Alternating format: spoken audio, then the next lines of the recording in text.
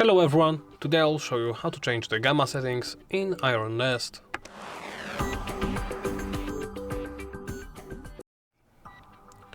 Let's begin by opening the settings menu. Do so by pressing the clipboard on the main menu screen. This will take you straight to settings. If you are in-game, press the escape key or the menu key, then go to settings.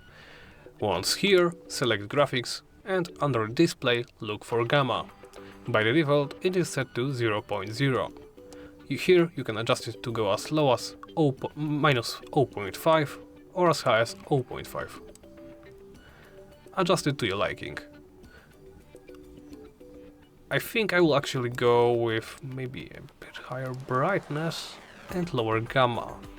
Something like maybe 25 and minus 2, 0.2 for a bit more moody atmosphere. Once you're done adjusting those here, simply hit apply and close the menu. And that's about it. Thank you for watching and please make sure to comment, like and subscribe.